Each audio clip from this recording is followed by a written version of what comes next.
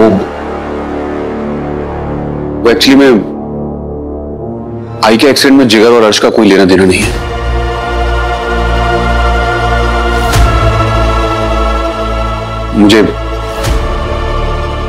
मुझे गलतफहमी हो गई थी।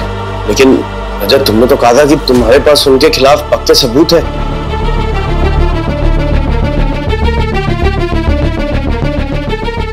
रजत, तूने कहा था ना कि जो गुनहगार है उसे सजा मिलनी चाहिए।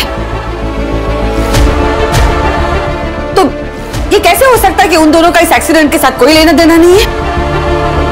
एक मिनट मम्मी जी, मैं जानती हूँ हम लोग उम्मीद लगाकर बैठे थे, लेकिन अगर रजत कह रहे हैं कि गलतफहमी हो गई थी तो गलतफहमी ही हुई होगी। हमें उम्मीद नहीं हारनी चाहिए, गुनहगार को सजा जरूर मिलेगी।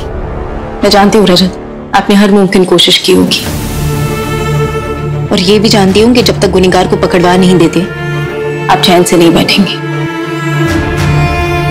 जितना मैं आई को मानती हूँ उतना ही आप भी मानते हैं। मैं देख रही हूँ पिछले कुछ दिनों से आप अपना काम छोड़कर बस इसी केस के पीछे, इसी के बारे में सोच रहे हैं। मुझे आप पर पूरा भरोसा है, आप जो कह रहे हैं वो बिल्कुल सही होगा।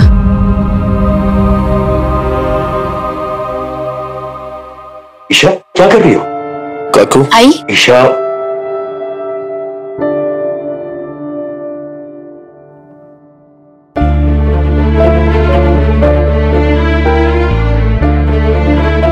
रजत, आंखें नम क्यों हैं तुम्हारी? मैंने देखा है बाढ़ा, पिछले कुछ दिनों में तुमने क्या कुछ नहीं किया मेरे लिए। मेरा ख्याल रखा, मेरी परवाह की। आज अगर मेरा इश्यू होता ना तो वो भी तुम्हारी तरह मेरा ख्याल रखता। अब दामाद नहीं हो तुम मेरे, अब तुम मेरे बेटे हो।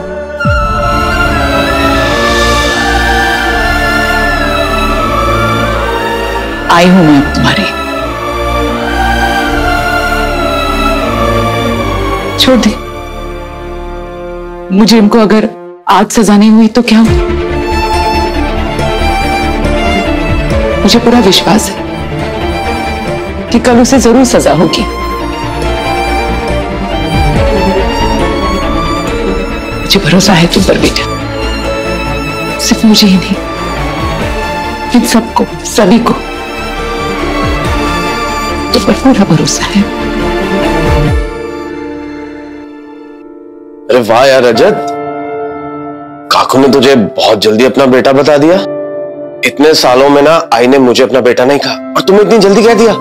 रजत, मुझे लगा था ना कि तुम मेरे कंपेटिटर होगे, लेकिन इस रेस में तो तुमने मुझे पीछे छोड़ दिया यार।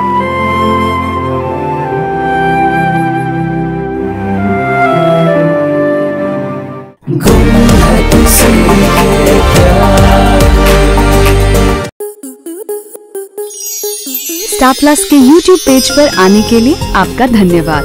अपने फेवरेट शोज देखने के लिए subscribe to Star Plus YouTube page and hit the bell icon.